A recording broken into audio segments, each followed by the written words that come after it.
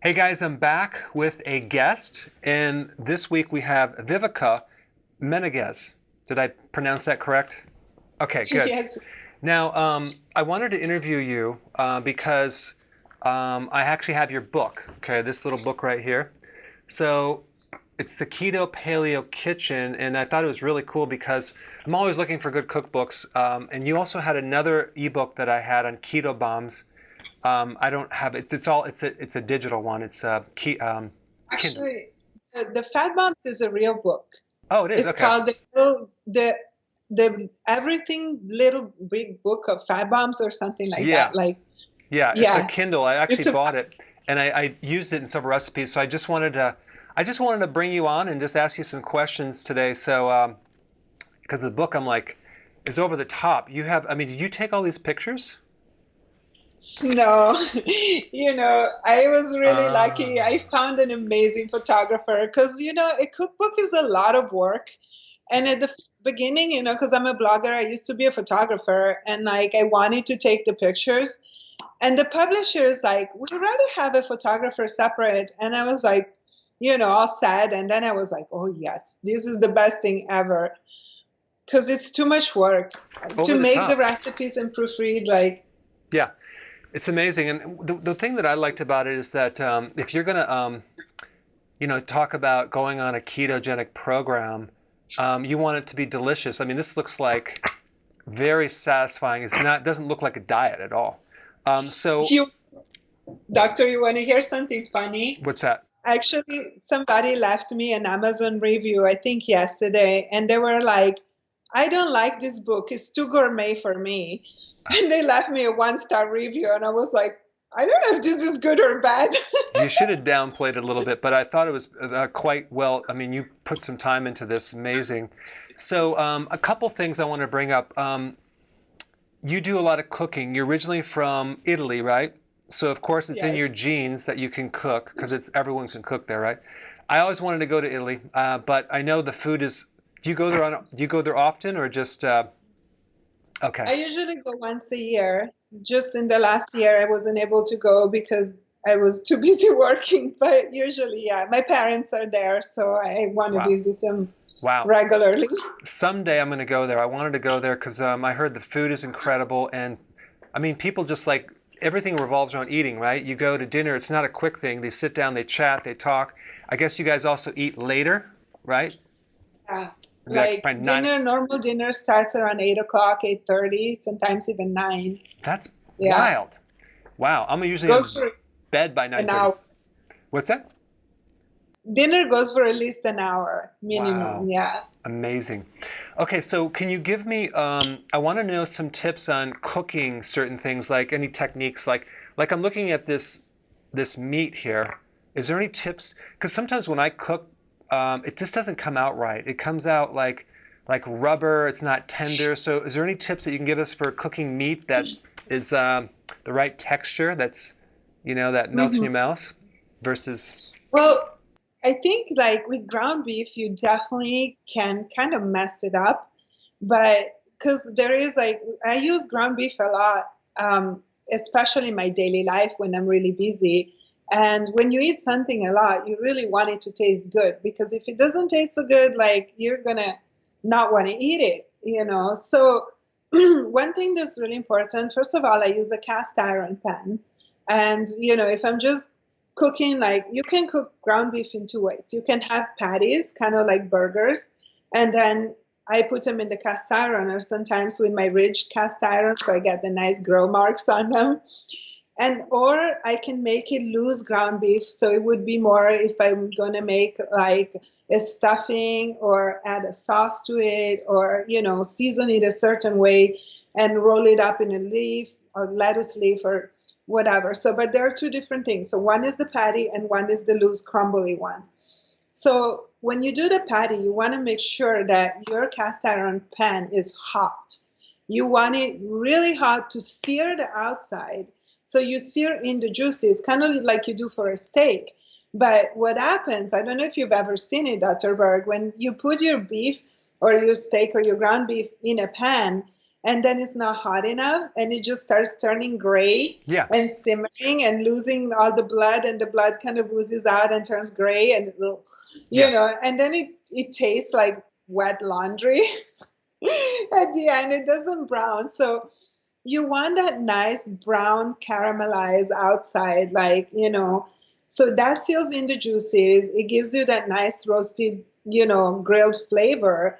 And then the inside, I prefer to cook my meat to medium rare because, you probably know all about the benefits of raw protein and it can go on forever, Yeah. and so I try to leave the inside pink, or if the beef is really good, it's not frozen, it's just fresh. Like in Italy, we eat a lot of raw meat. And in America, it was like, oh my God, raw meat is crazy. But we have carpaccio, which is the thinly sliced. And I have a version of carpaccio in there, kind of sneaky, not quite as raw as in Italy. This one is seared. But in Italy, we just eat straight raw meat, or ground raw meat as well. But it's really fresh, and they take the whole piece of meat and then they mince it and then they serve it right away so the bacteria doesn't grow. So I am used to eating raw meat, and so I like my burger kind of raw inside, but at least warm. So I will sear them on the outside, get a nice flavor, and then do my salt and pepper, and then I'll turn down the heat. I'll turn them, sear the other side, and then you turn down the heat, and you just keep an eye, and you want to get the inside. Sometimes you can just even remove them from the heat and let them rest, which is really good for me.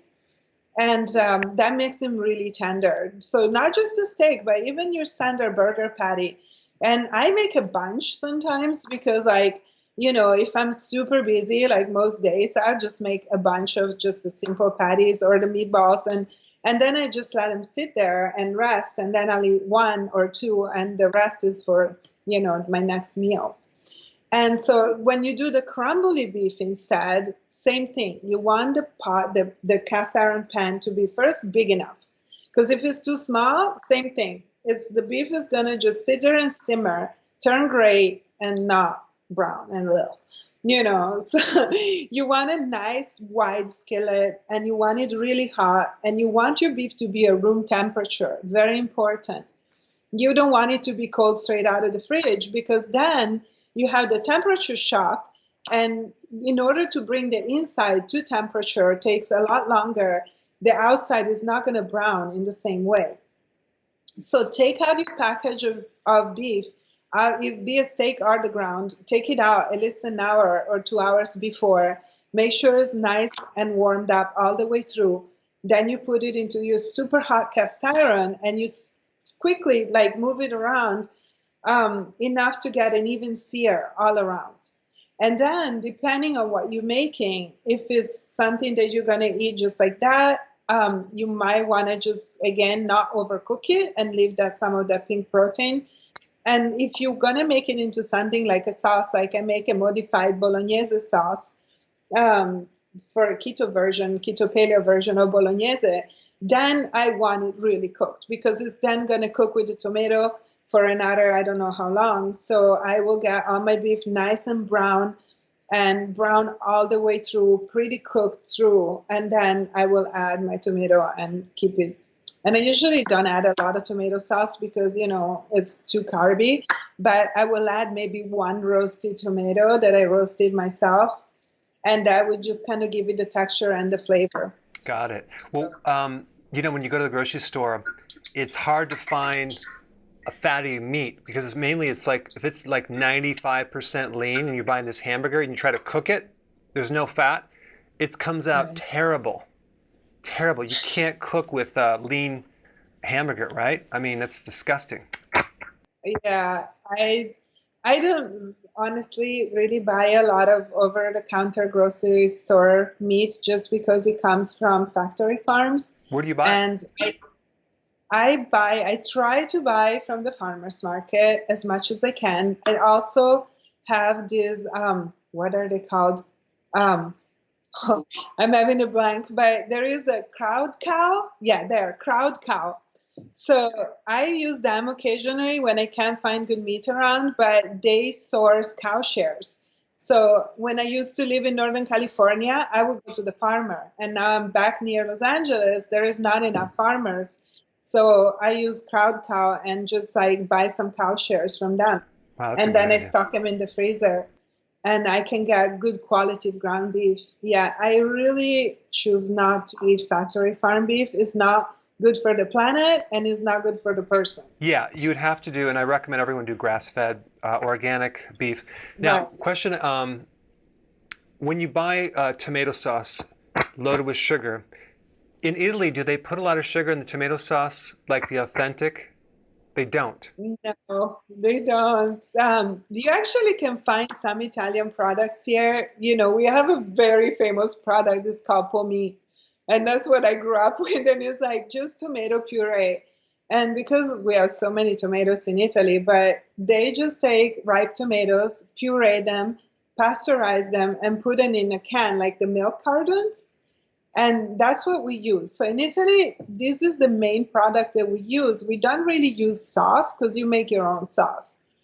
And that is the base for the sauce. So if you want to make sauce, you get your puree of tomatoes and then you reduce it yourself with olive oil and spices and whatever you want to use.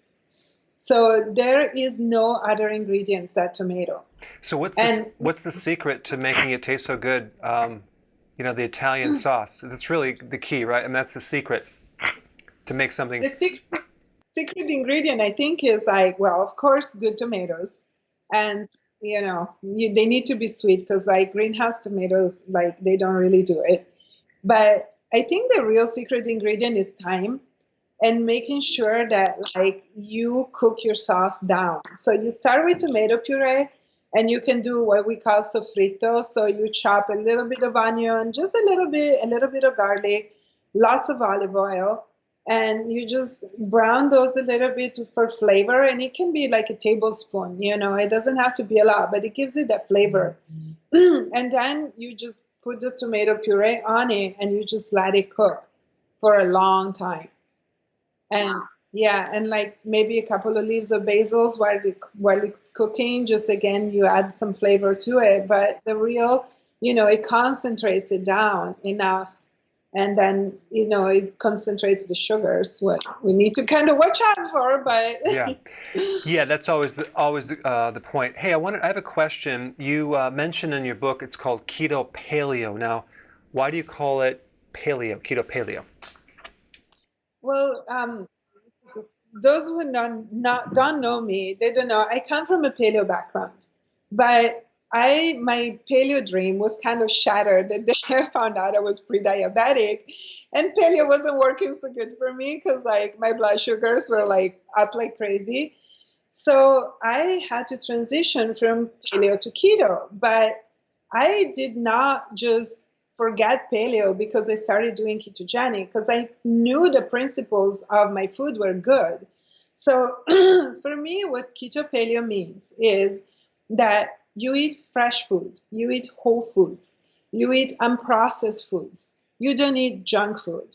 And then on top of it, you use ketogenic ratios. I also don't eat dairy, especially, well, it's both an ethical question, but it's especially a hormonal question. Because as a woman, I know that the dairy really messes with me and with my hormones, which rule my life. So I avoid the dairy and do way better without it. I can have it as a treat, but in general, I try to be pretty strict about the clean paleo diet with ketogenic ratios. So I don't do all the sweeteners, the maple syrup, the honey, all those things, and the desserts of the paleo diet. It's a pretty simple diet, and I try to focus really on healing foods because that's what I do in my practice. I use a lot of food and the diet as a staple for helping people get better. And I know, Dr. Berg, you agree with me because, I stalk you on Facebook, so I see all your videos almost. And I know that we have a lot of things in common in our philosophy. And I love your approach about, whole foods and, clean foods, organic, grass-fed, and how, I also love the way that you explain the physiology behind it. It's really awesome. Oh, thanks. Yeah, I think we're on the same page probably like 95, 98% of the time. I guess there's one thing that you talk about on your website that we can just bring up and talk about right now. But it has to do with, I guess, menopausal females that have adrenal issues. You don't recommend intermittent fasting, right? Yeah, especially as they get into menopause. So perimenopausal to menopausal, that delicate transition.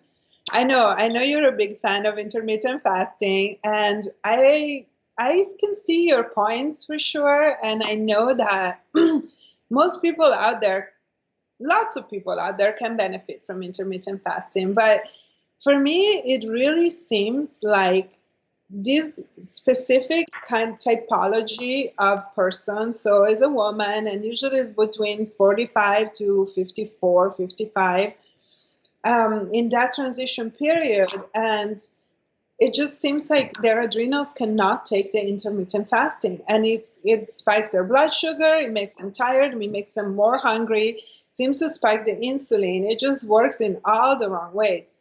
So I usually don't even recommend trying it until I can work with them enough, or I can get them to like get their adrenals back online. I just say don't do it. Got it. Just Okay. don't even do it. All right, cool. Hey, can I show you one thing? Yes, please. Okay, good. I'm drawing a picture right now. I'm going to show you something. I love your pictures on the board. So right here, can you see this okay? Yeah, Okay, totally. so we have a chart, right? Here's the blood sugars, here's normal, and it spikes, and then it drops down right here. One of the purposes of the adrenal is to stabilize the blood sugars, to counter low blood sugar. So when someone has hypoglycemia, because they have too much insulin, the adrenal kicks in there and starts releasing sugar. So cortisol is called a glucocorticoid. It's a glucose hormone. So it kicks in right here, and it's supposed to bring it back up. But if you have an adrenal problem, like most women that get in their 40s and 50s, they're not going to be able to stabilize the blood sugars. So they're going to tend to have low blood sugars more than not. And so now if we add intermittent fasting, what's going to happen, they're going to crash and burn. They're going to feel kind of funky. They're going to get headaches, moody. They're going to have a heck of a time. Now, here's my point. Their body is breaking down protein too fast. That's why they get atrophy. They have a hard time losing weight. So the metabolism is messed up. So my viewpoint is it's the only diet they should focus on, because if they don't, they'll never be able to fix the metabolism. And the problem, and if you really understand what's happening, if you fix the adrenals and do it on a very small little level, the blood sugars will get better and better and better until the point where they will no longer get hypoglycemia. Then what will happen, now they're really in ketosis and fat burning, and the benefit of that is going to be huge, especially for when they get into autophagy, which is the recycling of proteins, because their cortisol is breaking down protein too fast. So we want to reverse that catabolic effect. And the collagen, autophagy is it's like the best anti-aging, it increases growth hormone. So really, they might feel bad when they start doing it, but if they take enough B vitamins, vegetables, potassium, enough fat at the meal, and do it at a smaller little gradient, it's going to be the best for them long term. But initially, they're going to feel like hell if they try to go to 1 meal a day or 2 meals a day too fast. Does that make sense? Yeah. Well, I really appreciate your knowledge, and I really appreciate your wisdom, and I'm going to put some guinea pigs through that. Yeah. My poor patients. No, I have patients that really want to try it, and I'm just going to practice and see like how your approach works. And I have a good feeling that the increments, the support with the supplements, which is sometimes really crucial. I think that can make all the difference and bring us where we need to go. Yeah, you should try it, because right now I have thousands and thousands of menopausal women doing this with amazing, amazing success.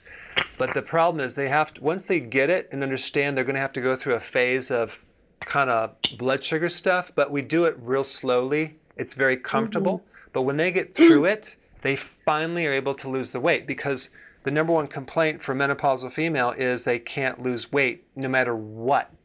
I know. And so the benefits of getting them into a full ketosis. See, the thing is, if they just do ketosis without the intermittent fasting, it might not be enough to help them lose any weight, unfortunately. So because to fix insulin, you have to eat less frequent. That's the whole point. Well, I like your idea, and we talked about that briefly. We touched on it before in the other interview, but I really like your idea of like moving the meals further away, like 1 hour every like week or every day, like, you know, as fast as they can take it, and just slowly spacing them out. So I think that is a very workable approach, and like I'm game. Okay, good. I'm game to give it a try.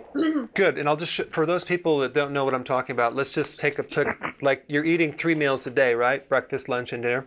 First step is don't eat any snacks, okay? Add fat, a lot of vegetables, maybe some B vitamins, natural nutritional yeast.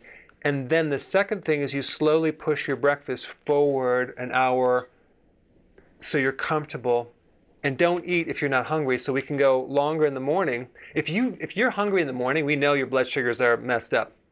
If you wake up in the middle of the night and you're like seriously hungry, we know you have hypoglycemia. So we have to slowly bring this breakfast later until it's like 11 and then 12 and then 1, and then now you're actually at 2 meals a day. That alone will probably be enough to be very successful with your weight, with your hormones, and then some people push it to even 1 meal a day. But the more times you eat, the worse it becomes with insulin. So that's the point. Unfortunately, it's kind of one of those things, but you'll save a lot of money from all the food that you'll eat, and then you can focus on buying more quality food. That's an excellent point. I really like that idea. You can save money and buy better food. I have people say, "Oh, I'm on a budget. I can't afford it." I'm like, "That's right, because you're eating 6 times a day and you're eating the wrong food." But it's it's not too bad. Hey, I want to shift gears. You have these things right here, like keto bomb type things, and I noticed that I guess the sweetener you're using is called Lakanto. What is that? What is Lakanto? I started using Lakanto about a year ago, when I met the makers of Lakanto at an event, and I kind of got the chance to pick their brain a little bit, because, so, you know, honestly, Dr. Berg, there is no sweetener that I would say green flag 100%. If you ask me, really, don't use it. Just skip it. You know, that's the goal ideal. But, you know, I also understand how, especially when you transition away from a conventional diet, you need some transition anchors. So switching from traditional sweets to keto sweets is a good step. You know, it's a very good way for you to wean off the excess sugar and the excess carbs, and kind of transition into like a very much lower carbohydrate kind of treat. And we all want to treat sometime, you know, so there is nothing wrong with that. What is Lakanto? Lakanto is monk fruit sugar, but it's not just monk fruit sugar. So it's like, let's say it's a percentage of monk fruit sugar with erythritol. And you know, I did some tests on myself and on some patients that were so kind to test with me in some mini clinical study done in practice. And we tested blood sugars with all kinds of different sweeteners to see how different blood sugars would react. And what I found is that of my patients and myself, a lot of people are really sensitive to xylitol, and xylitol will still spike your blood sugar. That was maybe like 8 out of 10 people. With erythritol, 4 out of 10 people had no reaction. I mean, at a 4 out of 10 had a reaction. So 6 out of 10 had no reaction with it. And when they did have a reaction, it was much smaller.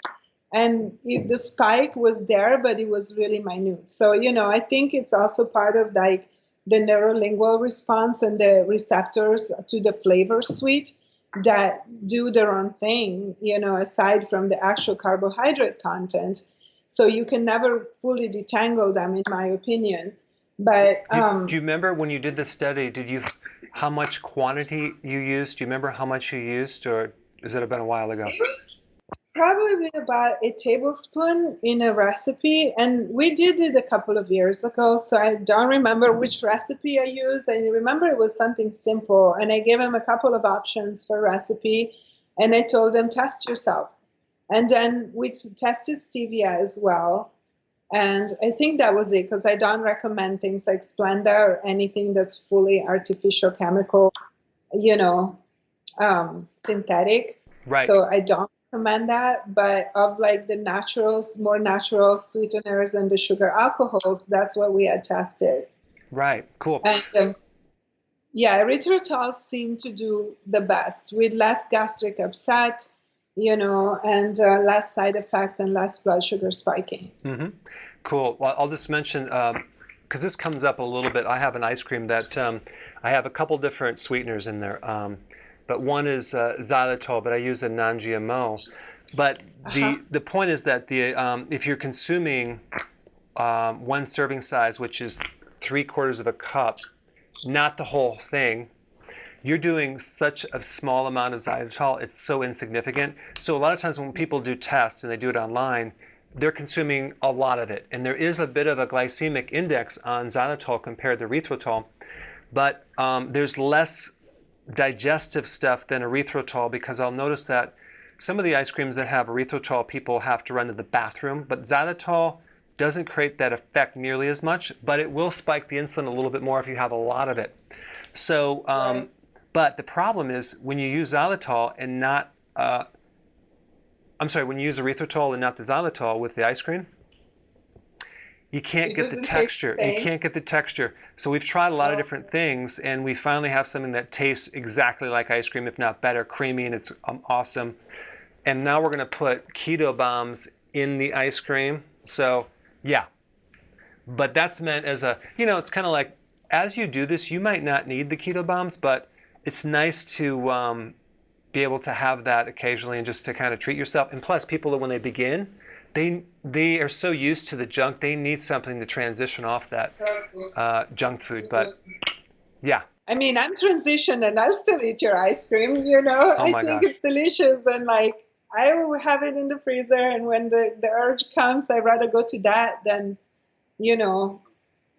something bad. Where do you see? And sometimes you don't want to make it yourself. Like, on most days I'm so busy that if I manage to produce a recipe every couple of weeks for my blog is a good thing, but to have something like that ready in your freezer is just pretty awesome. And you can feed it to people when they come visit, so they don't have to bring their junk ice cream. Yeah. Yeah, and my thing right now, I'm working on trying to get it into some stores, which is a little bit of a transition, but because the shipping is a bit expensive.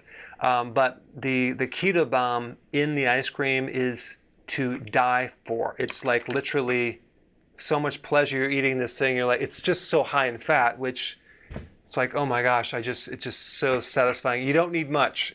Enough is like right after the meal. I mean, that's when you do like the 2 meals a day or 1 meal a day, and you have that. You're good. It's not going to cause weight gain. So all these other ice creams are focused on low fat. I'm like, no, let's go more on fat, coconut oil, whatever, and just load it up. And that way you can not have it as often. That's awesome. Yeah. Brilliant. Well, thank you so much for this interview. This is the book, Keto-Paleo Kitchen. It's on Amazon. You guys can check it out. It's awesome. Very high quality. You should have told me that you did the pictures, because I'd be like, what? No, I'm just teasing. But it's very high end. It's just like very appetizing. Very low carb. So well done. What's fun about the book is that it's probably one of my favorite things about that book, that it has a special binding. When you put it down, it lays flat on the counter and it doesn't break. I didn't realize that. That's nice. And pretty thick, so even if you spill stuff on it, it's not really going to stain. So it's like a kitchen-proof book. Yeah, you put a lot of work into this, I can tell. So well done, because I know what it takes to write a book, and it takes blood, sweat, and tears. So well done. Well, thank you so much, and we enjoyed the interview, and we'll do some more of these soon, okay? Okay, thank you so much, Dr. Berg. That was awesome. All right, you're welcome. I'll see you.